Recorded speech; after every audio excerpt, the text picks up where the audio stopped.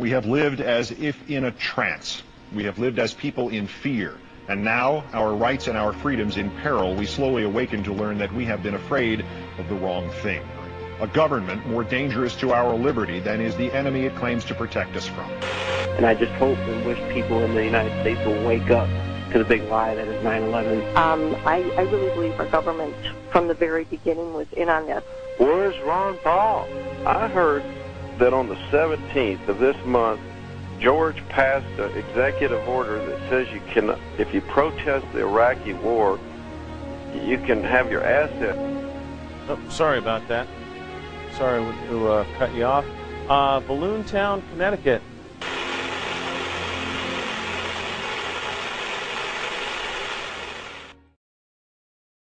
Law ever become a reality in America?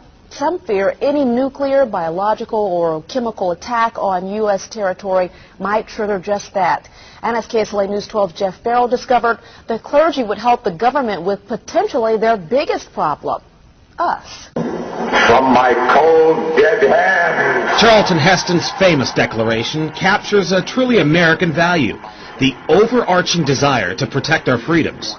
But gun confiscation is exactly what happened during the state of emergency following Hurricane Katrina in New Orleans. U.S. troops also arrived, something far easier to do even now thanks to last year's elimination of the 1878 Posse Comitatus Act. That forbid U.S. troops from policing on American soil. If martial law were enacted here at home, like depicted in the movie The Siege, easing public fears and quelling dissent would be critical. And that's exactly what the Clergy Response Team, as it's called, helped accomplish in New Orleans. Jeff, the primary thing that we say to anybody is let's cooperate and get this thing over with, and then we'll settle the differences once the crisis is over. Such clergy response teams would walk a tightrope between the needs of the government versus the wishes of the public. In a lot of cases, these clergy would already be known in the neighborhoods in which they're helping to defuse that situation. For the clergy, one of the biggest tools that they will have in helping calm the public down or obey the law is the Bible itself, specifically Romans 13.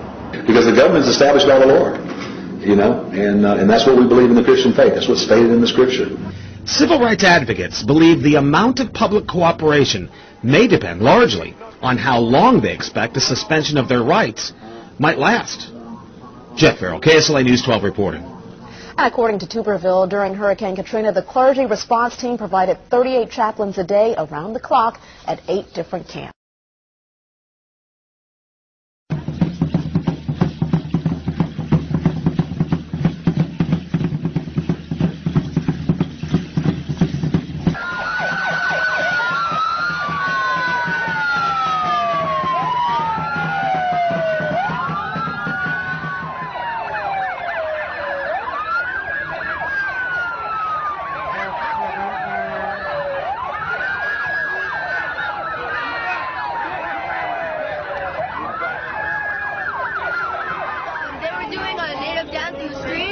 And they started pushing everybody back. Right. And I came out and I was doing, you know, my roommate and my friends, and they started pushing. How many times were you with them?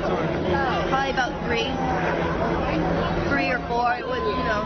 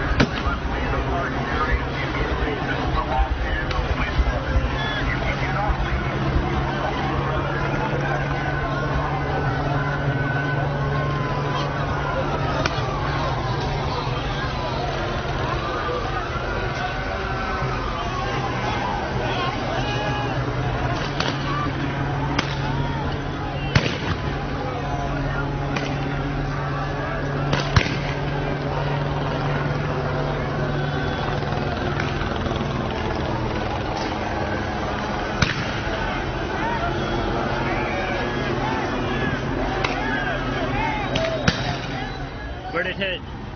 Ricochet off my arm, on my stomach. What were you doing?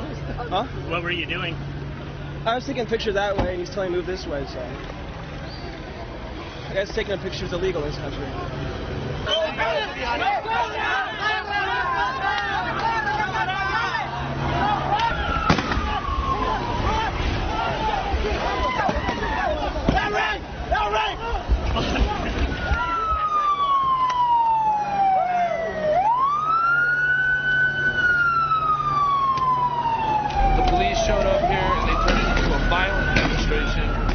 They're lucky that the people reacted the way that they did. Right. I saw, like I said, women and children were going to the ground. Men were going to the ground. I seen friends who got beanbagged to the arm, huge welts on their arms, huge welts on their stomachs. This was a military-style operation where all of our tax dollars were at work for the brutalization of our people. This was a peaceful protest until they showed up. Because of all the recent crime in Helena, West Helena, we're talking about robberies, home invasions, loitering, shootings, the mayor of Helena, West Helena has decided to impose a curfew, but only in certain areas, and that applies for everyone, no matter the age and no matter the time. If you're caught violating curfew, there's a chance you could wind up behind bars. We're afraid that somebody's going to get seriously hurt by what's going on. This curfew is for all people. Everybody is subject to stop and investigation. It's almost akin to martial law. And that's exactly what some are calling it. For now, 2nd Street and several streets surrounding it will look just like this. And if you're caught outside without a good enough excuse, it's zero tolerance. They're going to jail. An idea that's fine by Martha Coleman. You never know where a bullet is going to go. You never know who house is going to hit, what person is going to hit. And, you know, sleeping on the floor because you don't know where a bullet is going to, go to. It might come in my house. It might come in my neighbor's house. So I commend the Helena, West Helena Police Department. But others say instead of addressing the problem, it's just going to make it worse. And some say instead of home sweet home, the past 24 hours, it's been like jail. You can't come out your own home. You can't go to the store without getting stopped by the police and questioned and harassed. While Richard Robinson applauds the city's efforts, I think the idea is good to stop the crime, but I think the way that the police department is handling the situation is all wrong. When the police come by and tell you when you own your own property or not, that you cannot come outside, I think that's martial law and that can only be inflicted by the National Guard. That's my opinion on it. But after several rapes, robberies, and shootings, Mayor James Valley says he's exhausted all the possibilities. And he says this is the best move to turn around what some are calling a very rough area. This turf belongs to the taxpaying citizens, not to the drug dealers and the hustlers. And we're going to pop them in the head.